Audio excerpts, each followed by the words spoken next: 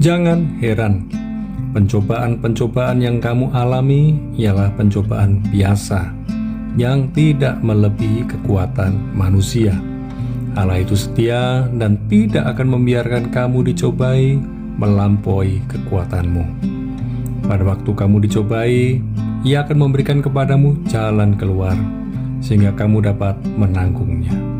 1 Korintus 10 ayat 13, terjemahan baru edisi 2.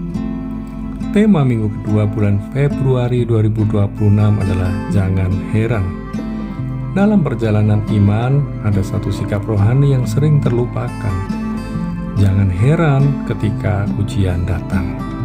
Banyak orang terkaget-kaget saat pencobaan muncul, seolah-olah hidup bersama Tuhan seharusnya bebas dari tekanan dan masalah. Rasul Paulus justru menegaskan bahwa ujian adalah bagian normal dari hidup orang percaya. Mari kita belajar 3 hal tentang jangan heran. Yang pertama, ujian datang tiba-tiba, jangan terkejut. 1 Petrus 4 ayat 12.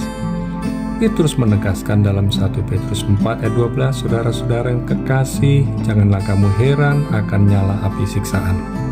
Kata ujian dalam bahasa Yunani perasmos memiliki arti ujian, tekanan, pencobaan. Pada masa itu, jemaat mula-mula hidup di tengah penganiayaan dan tekanan sosial. Ujian bukan pengecualian, melainkan keseharian. Pada masa kini, ujian bisa datang mendadak dalam keluarga, kesehatan, pelayanan, atau ekonomi. Iman yang dewasa tidak bertanya mengapa, tetapi berkata, "Aku siap." Jangan heran dan jangan takut menghadapi pencobaan, sebab Tuhan sanggup mengubah pencobaan dari iblis dan manusia menjadi ujian yang menghasilkan kenaikan kelas dan promosi. Yang kedua, tujuan ujian. Jangan salah tafsir. Yakobus 1 ayat 2-4. Dalam Yakobus 1 ayat 2-4 ditegaskan oleh Yakobus bahwa ujian terhadap imanmu itu menghasilkan ketekunan. Kata ujian dalam bahasa Yunani, dokimion, memiliki arti proses pemurnian yang menghasilkan kualitas murni. Pada masa itu, emas diuji dengan api agar nilainya naik. Pada masa kini, Tuhan tidak sedang menjatuhkan kita, tetapi menaikkan kelas rohani kita. Ujian adalah alat promosi karakter, bukan tanda penolakan. Jangan salah mengerti dengan Tuhan saat kita sedang masuk masa ujian. Yang ketiga, jalan bersama Yesus. Jangan hadapi sendiri. Matius 28 ayat 20. Di dalam Matius 28 ayat 20, Yesus berjanji bahwa aku menyertai kamu senantiasa. Kata menyertai dalam bahasa Yunani, meta, memiliki arti menyertai bersama-sama. Pada masa itu murid-murid tidak diutus sendiri, tetapi ditemani oleh Sang Guru.